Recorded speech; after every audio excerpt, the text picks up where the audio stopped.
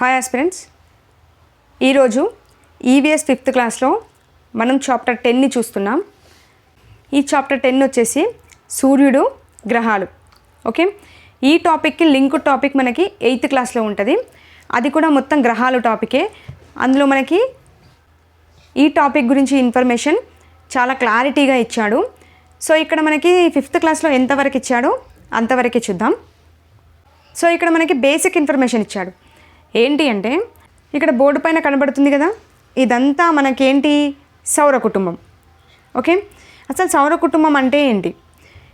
ఇది సూర్యుడు. ఈ సూర్యుడు చుట్టూ ఇవన్నీ ఏంటి, గ్రహాలు. సో ఈ గ్రహాలన్నీ కూడా సూర్యుని చుట్టూ తిరుగుతున్నాయి కదా. సో ఈ సూర్యుడు చుట్టూ తిరిగే వీటన్నింటినీ కూడా మనం గ్రహాలు అంటాం. ఓకే, సూర్యుడు మరియు ఈ గ్రహాలు వీటన్నింటినీ కలిపి మనం సౌర కుటుంబం అని పిలుస్తాం. ఓకే, ఇది సౌర కుటుంబం యొక్క డెఫినేషన్. గ్రహాలు ఎన్ని అంటే ఒకప్పుడు మనకి 9 గ్రహాలు ఉండే, అవునా? బట్ ఇప్పుడు మనకి 8 గ్రహాలు మాత్రమే అయినాయి. ఏంటవి? బుధుడు, శుక్రుడు, భూమి, అంగారకుడు, గురుడు, శని, వరుణుడు, ఇంద్రుడు. ఓకే, వీటి యొక్క ఇంగ్లీష్ నేమ్స్ కూడా చాలా ఇంపార్టెంట్. ఎందుకంటే మనకి టెక్స్ట్ బుక్లో ఇంగ్లీష్ నేమ్స్ ఇవ్వలేడు కదా అని చెప్పేసి మనం జస్ట్ తెలుగు నేమ్సే ప్రిపేర్ అయ్యి వెళ్తాం. బట్ క్వశ్చన్ ఫ్రేమ్ చేసేటప్పుడు ఇంగ్లీష్ నేమ్తో కూడా క్వశ్చన్ ఫ్రేమ్ కావడం జరుగుతుంది. సో మనం ఇంగ్లీష్ నేమ్ అనేది డెఫినెట్గా తెలుసుకోవాలి. చూడండి, నేను ఇక్కడ రాశాను, ఎవరికైనా తెలియకపోతే రాసుకోండి. బుధుడిని మెర్క్యూరీ అంటాము, శుక్రుడిని వీనస్ అంటాము, భూమిని ఎర్త్ అంటాము, అంగారకుడు మార్స్, గురుడు జూపిటర్, శని సాటర్న్, వరుణుడు యురేనస్, ఇంద్రుడు నెప్ట్యూన్. ఓకే, సో మనకి ప్రీవియస్లో ఫ్లూటో గ్రహం కూడా ఉండే, బట్ ఫ్లూటోను తొలగించడంతో మనకి 8 గ్రహాలు మాత్రమే ఉన్నాయి. చూడండి, ఇక్కడున్న గ్రహాలన్నీ కూడా సూర్యుని చుట్టూ ఒక నిర్ణీత మార్గంలో తిరుగుతాయి. ఓకే, ఇలా సూర్యుని చుట్టూ నిర్ణీత మార్గంలో తిరగడాన్ని కక్ష్య అని పిలుస్తారు. అంటే ఈ గ్రహాలన్నీ తిరిగే మార్గం ఉంటుంది కదా, ఆ మార్గాన్ని కక్ష్య అని పిలుస్తారు. క్లియర్? సో ఇక్కడ 5th క్లాస్లో ఏం చేశాడంటే జస్ట్ ఈ మ్యాప్ ఇచ్చేసి దాని కింద కంప్లీట్ ఇన్ఫర్మేషన్ ఏమి ఇవ్వకుండా దాని కింద జస్ట్ క్వశ్చన్స్ అనేవి ఫ్రేమ్ చేశాడు. ఆ మ్యాప్ను చూసుకొని మనమే క్వశ్చన్కి ఆన్సర్ చేయాలి. ఫస్ట్ ఈ మ్యాప్ని ఎక్స్ప్లెనేషన్ ఇస్తాను. సో దాన్ని బట్టి క్వశ్చన్స్ అనేవి మనమే నెంబర్ ఆఫ్ ఫ్రేమ్ చేసుకోవచ్చు. చూడండి, ఇక్కడ ఇచ్చిన గ్రహాల యొక్క ఆర్డర్ అనేది ఇంపార్టెంట్. ఏ గ్రహం తర్వాత ఏ గ్రహం వస్తుంది చూసుకోవాలి. ఓకే, 8 గ్రహాల వరకు ఆర్డర్ అనేది చూసుకోండి. సో ఫస్ట్ ఇప్పుడు లైన్గా చూసుకుంటూ వద్దాం. ఇక్కడ మనకి ఏం కనబడుతుంది? ఫస్ట్ సూర్యుడు, అవునా? మరి సూర్యుడు గ్రహమా అంటే సూర్యుడు గ్రహం కాదండి, సూర్యుడు ఒక నక్షత్రం. ఓకే, ఇది చాలా ఇంపార్టెంట్. సూర్యుడు అనేది గ్రహం కాదు, సూర్యుడు అనేది ఒక నక్షత్రం. ఓకే, సో ఈ నక్షత్రం చుట్టూ ఈ గ్రహాలన్నీ తిరుగుతూ ఉంటాయి. ఓకే, మనకి ఆకాశంలో చాలా నక్షత్రాలు ఉంటాయి కదా, మరి ఈ సూర్యుడు అనే నక్షత్రం మాత్రం మనకు ఎందుకు కనబడుతుంది అంటే భూమికి మిగతా అన్ని నక్షత్రాల కంటే కూడా సూర్యుడు దగ్గరగా ఉంటాడు. దగ్గరగా ఉండడం వల్ల మనకి సూర్యుడు అనే నక్షత్రం పెద్దగా కనిపిస్తుంది. అంతేకాకుండా ఈ సూర్యుడు అనే నక్షత్రం మనకి వెలుతురును, వేడిని కూడా అందిస్తుంది. ఓకే, సో దీన్ని బట్టి చూస్తే సౌర వ్యవస్థ అన్నింటిలో కన్నా అతిపెద్దది ఏది అంటే సూర్యుడు. ఈ సూర్యుని కిరణాలు వచ్చేసి అన్ని దిశలా ప్రసరిస్తాయి. సౌర వ్యవస్థలో శక్తి అంతటికీ మూలం ఏదైనా ఉంది అంటే సూర్యుడే అని చెప్పొచ్చు. సో ఈ సూర్యుడి చుట్టూ ఈ భూమితో పాటు మిగతా అన్ని గ్రహాలు కూడా ఈ సూర్యుని చుట్టూ తిరగడం జరుగుతుంది. క్లియర్? ఇది సూర్యుడి గురించి. నెక్స్ట్ ఇక మిగతా గ్రహాల గురించి చూసుకున్నట్లయితే చూడండి, సూర్యుడి నుండి స్టార్ట్ చేస్తే ఫస్ట్ ఉన్న గ్రహం ఏది మనకి? బుధుడు, నెక్స్ట్ శుక్రుడు, నెక్స్ట్ భూమి, నెక్స్ట్ అంగారకుడు, అవునా? ఈ 4 గ్రహాల తర్వాత మధ్యలో మనకు కొంత గ్యాప్ అనేది ఏర్పడింది. ఓకే, నెక్స్ట్ ఏమున్నాయి గ్యాప్ తర్వాత? గురుడు, శని, వరుణుడు, ఇంద్రుడు అంటే యురేనస్, నెప్ట్యూన్. ఓకే, మనకి ఈ గ్యాప్కి లెఫ్ట్ సైడ్ 4 గ్రహాలు ఉన్నాయి, రైట్ సైడ్ 4 గ్రహాలు ఉన్నాయి.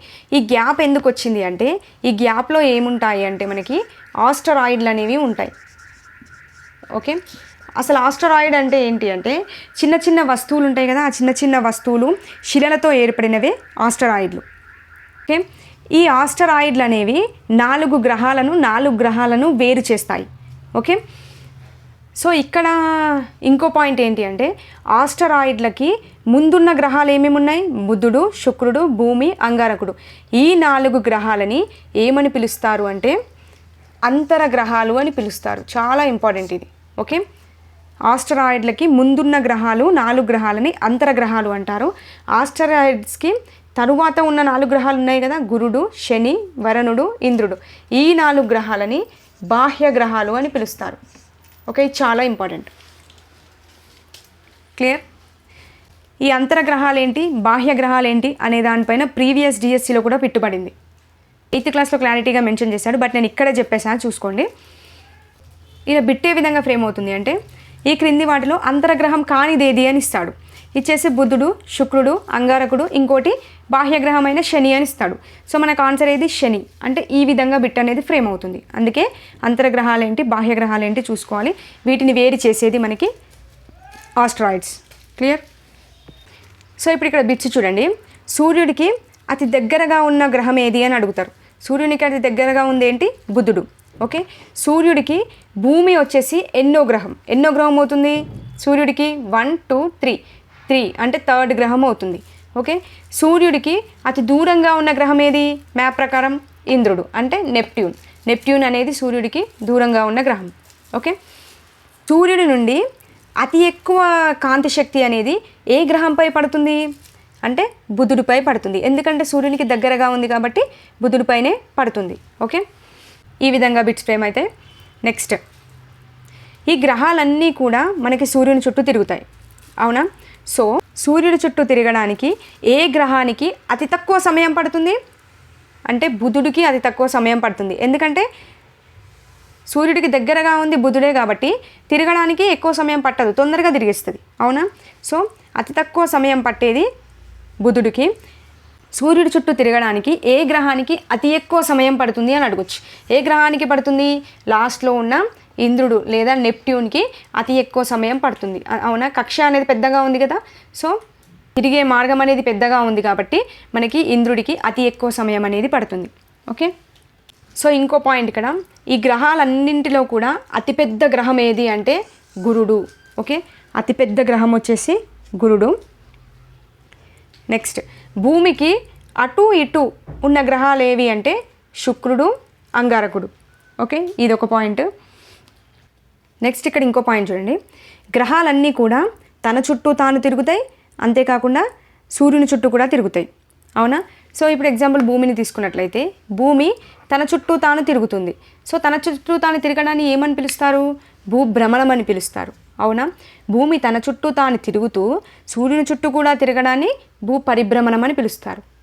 ఇది తెలుసు కదా అందరికీ. సో మనకి ఇక్కడ ఇంకొక మాట వినిపిస్తుంది మనకి, ఏంటి? ఉపగ్రహం అని మాట వినిపిస్తుంది.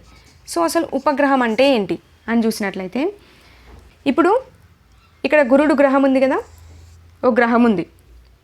ఓకే, ఈ గ్రహం చుట్టూ ఏదైనా ఒక అంతరిక్ష వస్తువు తిరిగితే ఆ వస్తువుని ఆ గ్రహానికి ఉపగ్రహం అని పిలుస్తారు. సో మనకి ఈ చాప్టర్లో ఒక ఉపగ్రహం గురించి మెన్షన్ చేశాడు. దేని గురించి అంటే చంద్రుడి గురించి మెన్షన్ చేయడం జరిగింది. చంద్రుడు అనేది భూమి యొక్క సహజ ఉపగ్రహం అండి. అంటే చంద్రుడు ఏం చేస్తాడు? ఇది భూమి చుట్టూ చంద్రుడు తిరుగుతూ ఉంటాడు కాబట్టి భూమికి సహజ ఉపగ్రహం చంద్రుడు అవుతుంది, అంతే కదా? సో ఈ భూమి చుట్టూ చంద్రుడు ఒక నిర్దిష్ట కక్షలో తిరుగుతూ ఉంటాడు. సో ఇక్కడ ఒకసారి భూమి చుట్టూ తిరిగి రావడానికి చంద్రునికి దాదాపుగా 28 రోజుల సమయం పడుతుంది. ఓకే, టెక్స్ట్ బుక్లో క్లారిటీగా మెన్షన్ చేశాడు కాబట్టి గుర్తుపెట్టుకోవాలి. భూమికి సహజ ఉపగ్రహం ఏది అంటే చంద్రుడు.